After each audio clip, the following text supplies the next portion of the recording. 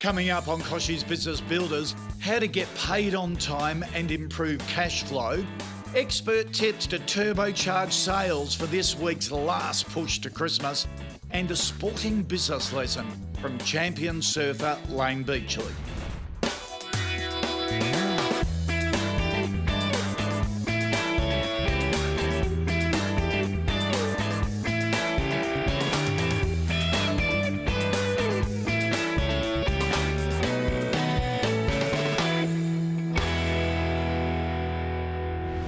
Welcome back to KBB. Now, no doubt a lot of you are putting in the hard yards in the last few days before Christmas. For many, it can make or break your business. So we have some expert tips coming up. But before all of that, let's get into a bit of news you can use. As we get ready to toast the silly season, a new survey shows it's an expensive time to let HR policy slip. According to recent research, the average Aussie will attend up to 3 social functions during the festive season. Now, the offshoot of this gluttony is that 1 in 7 employees will use their sick days to recover, costing businesses $2 billion over the Christmas period. And of the workers that do make it to work after a function, a quarter admit to operating at 50% or below capacity. So while you enjoy a few drinks this season, keep an eye on the leave ledger to make sure leave is booked as it should. Like a lot of small businesses, AC Construction was badly hamstrung by late-paying customers. The business was forced to wear the full cost of projects up front and then had to hassle customers for payment. But with the help of KBB debt collection expert Anthony Igra, that's all changed. We called in to see how it's all unfolded. So, Kerr, what does your business do? We're on Sydney Water's preferred contractors list, and we perform anywhere from main to meters, junctions, sewer encasements, sewer sidelines, stormwater infrastructure. When did you start the business? How long have you been doing it? I think it was 2004. So when you started the business, your frame of mind was, I'll just take any project, I'll take almost anyone as a customer, I'm just getting the work in. Pretty much. That was it. That's exactly what I was thinking about, because all I could think about, I've got staff and I've got to keep everyone working, and so that's exactly what it was. Okay, yes. So when you took that approach, what problems did you run into a little way down the track? What type of things manifested in the business? Well, it was instant, so we'll get to a job, we'll do 50, 60%, and then we're chasing that money. The business was ploughing money into actually doing the work, and then there was this gap between the work and the payment. That's correct. And yeah. Then I believe there was quite a lot of energy, time being consumed in the business just chasing the money. I used to have 3 people just chasing money. It was ridiculous. It was a joke. God. Yeah. Well, at what point did you decide then that had to be a change in how you were working from constantly chasing money to being actually ahead of the game? Just before the GFC, I was starting to find that there was a bit of a slow up in payments and people were struggling. So we said to ourselves, well, that's where the problems all started. So we started bringing the progress of the payment forward, so that way we're always a little bit ahead of ourselves. What you're talking about then is you actually decided, I'm going to get some money up front before I even rock up. Now I'm not funding their jobs anymore like I used to. So they're funding their own work for their job. So your pricing model effectively is a screen to clients. Those who take it, engage you on those terms, you'll do the work. Yep. Those who don't, you give them a pass. Before, you'd kind of take as much as you could handle, avoid a confrontation and move on, having lost quite a bit of money. Whereas today, you're actually saying, well, these are our contract terms, you agreed to them, I've done the work, and you're going to pay me as per the contract. And if they don't, you actually will follow some kind of legal process, dispute resolution process, to hold them accountable to payment. 100%. It's exactly what we do. And what have the results been since you took that change of tack maybe a couple of years ago? Well, we don't have any bad debtors anymore, which is fantastic. We don't want to be chasing anyone anymore. There's no point. And I had to change the business model, and where it's at now, for anything over 10 grand, I break it down into milestones, and anything under, it's just one lump sum. I think from our experience together, you probably would have banked 30 to 40% up. Up? Yeah, because of bad debtors. We used to write off. We no longer write off bad debt. We collect it, we chase it all the way to the end. That's an amazing summary there, mate, because what you're saying is that just by recovering your debtors, this is money you're legally entitled to. Correct. That's changed your profitability by 30 to 40%. That's right, yes. I think the small business lesson here is you can segment customers for marketing purposes and other purposes, but what you're showing people is you can segment customers along payment purposes. Correct. And be profitable. Yeah, so many people told me you can't do this, no one will pay you, and I just keep telling them, move out of the way and I'll show you how my business has been doing this for the past 5 years and it will continue on doing this. Coming up next, expert tips to squeeze every sales dollar out of the last few days before Christmas.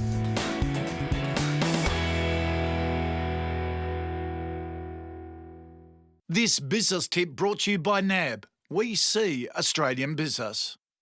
So, Corinne, you say you see Australian business. Say I have a tiny business that hand makes children's furniture. What do you see? I see NAB's Micro Enterprise Loans program, and that's really supporting small businesses with a great idea that have difficulty accessing mainstream finance.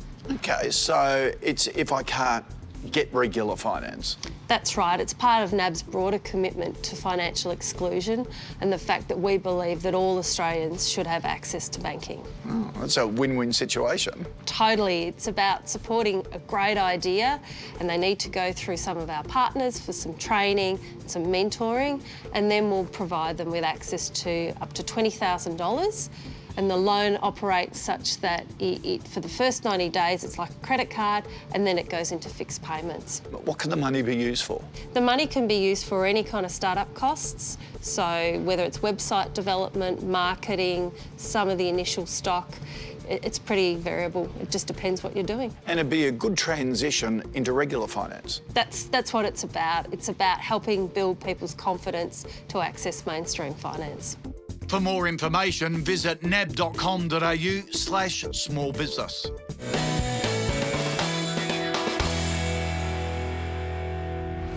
All right, we're 3 days out from Christmas. The streets are packed, shoppers are frantic, your staff are jaded, and small businesses are trying to maximise every last sale. So we've recruited Red Balloon founder Naomi Simpson and Crossmark chairman Kevin Moore for a last-minute pep talk on how to turbocharge your sales over the last few days before Santa arrives. All right, guys, it's the last week before Christmas, the last 10 metres in a 100-metre race. What are some great tips on maximising your final chance for Christmas? Look, I hate to say it, but if you're not ready now, it's going to be pretty hard. The whole way through an online campaign, you should be testing, watching, changing and adapting, because the mood of the people changes throughout the period, depending on what else is going on. But the great thing is we've still got time for all those last-minute Larrys. There's still plenty of time to ship things. It's either whip out to a store or you're coming online to somebody who's delivering a gift voucher. So online, it's all about speed of delivery and promoting that. And also guaranteed exchange, guaranteed 100% satisfaction or your money back. People still want the basics of retail, which can I trust who I bought this from? What do I think about them? Who are they? What does their brand stand for? And you see, you can't build a brand in the last week before Christmas. That's a long-term strategy. And Kevin, tips for bricks and mortar. If a shopper is standing outside the front of your store or in your store, they're your shopper. What you do with them for the next 10 minutes, 20 minutes is up to you. 3 great things about the retail trifecta. Have outstanding stores, have great store staff, and have good systems. So this year, if they're in the front of your store, make your store pop. If you're a menswear store, put a Christmas red Ducati in the window. Be bold with your merchandising, create theatre. Secondly, get your staff together. They're the backbone of your business. Every day there's a buzz in the store. Discuss what happened well yesterday. What's selling well? How can we make improvements? And the third thing is, at the end of it, there's a transaction. Most people want to be out of your store with a great purchase and a great experience. Help them with the transaction. Something as simple as set up an under $100 contactless checkout. Come in, you just want to drop $80 on an impulse purchase, touch and go. The guys who are spending more in your store, look after them. If you do that well, they'll have a good Christmas, they'll be back for your New Year's sales, but importantly, the brand you've built, they'll be back in April and May to look at your new season's offerings. It's a great chance. Be bold at Christmas. Some great tips there, but revving up your staff, how do you do it? They're tired, they're grumpy, they're sick of hearing Christmas carols. How do you get the most out of them? I think it's really important that as an employer you celebrate the achievement for the year. And it doesn't always have to be around the end of financial year. Christmas is a wonderful family time. And what we've found is often when budgets are a bit tight, there's no pay rises in sight, there's no Christmas bonuses. We really think a gift is important, something to share with the family who gives them up all year to go and work in their place of work. We think that's really important. Absolutely, in any way you can. Short term, bring it alive, celebrate success. It may be as simple as saying we're going to move more of this product because people want more. Bring it out, make great displays, but celebrate it every day. And celebrate the bad things. We got something wrong, we saved a sale. Celebrate every single time, absolutely agree. Gamification's wonderful if you can. Naomi's better than that because she can do it online. Yeah, and we do love a scoreboard. There you go. Thank you, guys. Merry Christmas. And you too. Coming up next on KBB, world-beating surfer and charity founder Layne Beachley.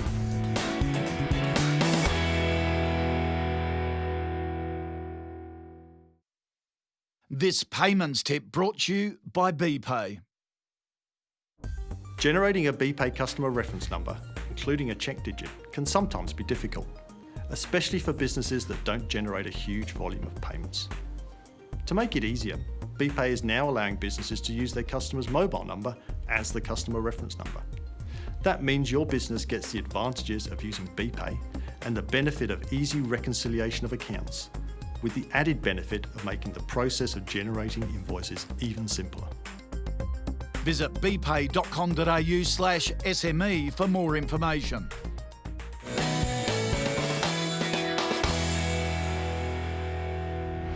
Layne Beachley is one of Australia's most successful sports people, capturing a record 7 world surfing titles, 6 of them consecutive.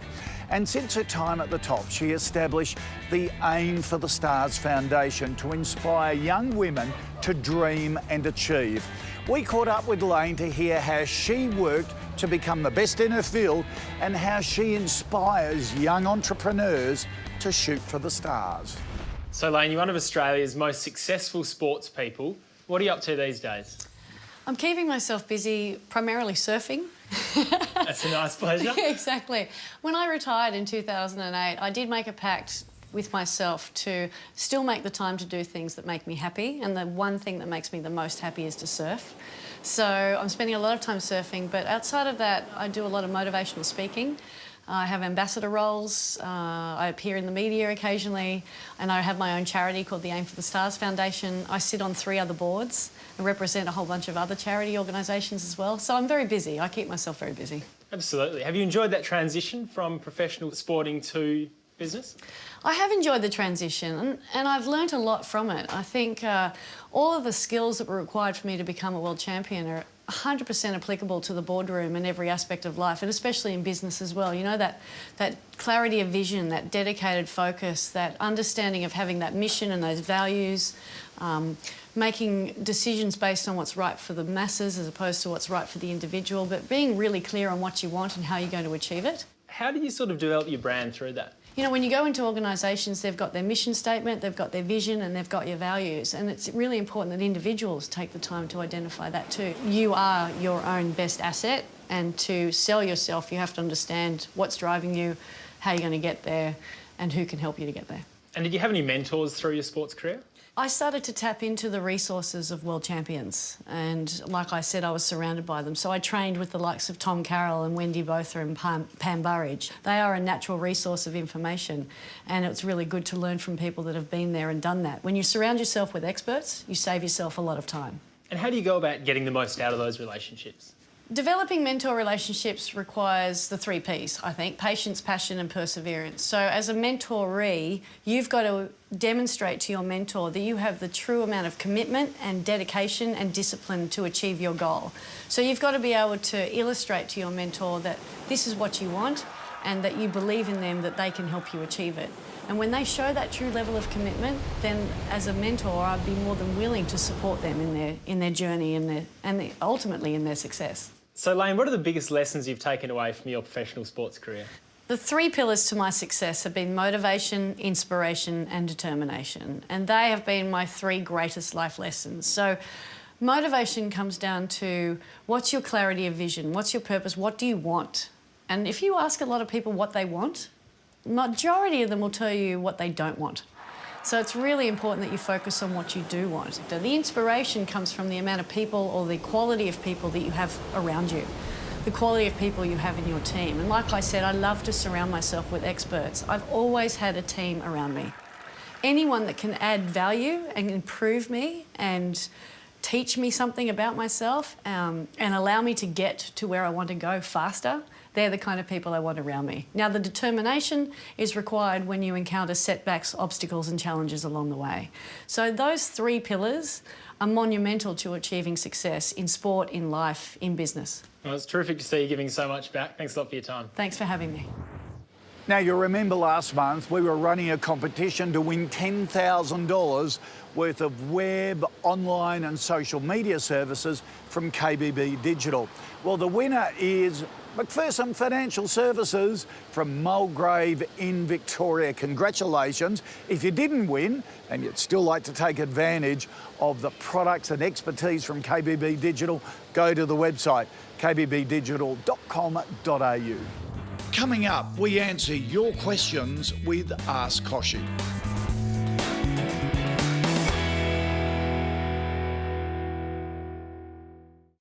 This segment brought to you by DOT, digital office technology from Telstra. So Tetra started in 1949 in New South Wales. It was the innovation of a local farmer who was standing under a tree, feeling the paper bark in his fingers and watched it float like feathers. From that was an idea. If feathers can be a filling, could tea tree paper bark be a filling? It became a really popular mattress filling material and pillow filling material for infants. A lot of the challenges were marketing basics. However, for a small business, even achieving those basics is a huge strain. It didn't have a website. The packaging hadn't changed for 15 years, and as you can imagine, packaging's so important when you've got a product that has a retail presentation. So I saw the challenges, taking that on board, updating the brand. Tetra Tea Tree is found in pretty much every independent baby store. But my tips for businesses trying to establish a good retail presence is to start with is to make sure they've got a really strong product and brand. Really that the brand should have a point of difference that offers a real benefit for consumers. You really would hope that it's going to be based on some brand strength that's going to last more than just a pricing change. The other major advice I'd say is listen to your customers. It's their business. You need to understand what those interests and desires are for them. So listen to that, take that on board. Before we got on to DOT Digital Office Technology from Telstra, we had a number of different suppliers for our different communication needs. It becomes cumbersome. I mean, it takes up time that you'd rather be spending on front-facing tasks in the business. We started with the core plan, which was the fixed and broadband service, and we later added mobile and fax back to base. It's definitely easier having everything in one statement, because in small business you've got to look at all the dollars and the cents. You've got to check those things. So being able to do it online, all in one place is really good. Look, the opportunity for Tetra is to try and grow the brand in export markets and specifically Asia. Prior to DOT, I didn't know what sequential ring was, but it's actually going from phone to phone when someone doesn't pick up. And that's really important when you're a manufacturer and you've got international callers coming in. Obviously, the world clock is 24 hours, so sometimes you just don't want to miss a call. The biggest benefit at Tetra of DOT's digital office technology is that it's an all-in-one fixed mobile and broadband solution. So that just helps us get on with manufacturing tea tree mattresses and pillows and building our export markets. To find out more, go online and visit telstra.com/dot. It's Tech Tip Time with Val Quinn. In this age of bring your own devices, it can be a real headache for IT managers, especially those who have to manage a fleet of hot desks. So how do they make it easier to connect a lot of different types of laptops into a display, a keyboard, a mouse, and the corporate Ethernet? Well, Targus' solution is fantastic. It's a super speed docking station, and it can connect to 2 displays, keyboards, mice, and the corporate Ethernet, all with a single USB cable. So all staff need to do is bring in their laptops, and they don't have to worry about special video adapters to connect to the monitors that are there, or even power adapters. The Targus solution makes it much easier for you. So just think of it as a one-cable solution. All the laptop needs is USB 2 or 3, and they're good to go. Now back to answer some of your questions. Tara has sent this via Facebook. I've had my lolly and candle shop for about 8 months, but have a competitor who is promising to open a bigger and better shop front next year. What can I do to establish myself as number one before then? It is always tricky tackling new entrants to the market, but there are a few things you can do to make the most of your current position. First of all, work hard on establishing strong community relationships. Local sponsorships and arranging fundraising events like an annual bake-off are a great way to increase familiarity and your role in local community. Also consider adding a timestamp since 1995 or similar to your branding to show you were there first. You also need to look outside the business for competitive advantages, things like stocking exclusive items, bundling products with others to present a better value proposition and better supply and distribution. And get ahead online too. So important to have an online presence. If you need any help there, drop into KBB Digital, our own digital and advertising and marketing business. For a few pointers, go to kbbdigital.com.au. Good luck. Next week on KBB, how consumers are changing and how you can cash in, insulating your business from seasonal downturns, and the secrets to success from the master chef behind Black Olive.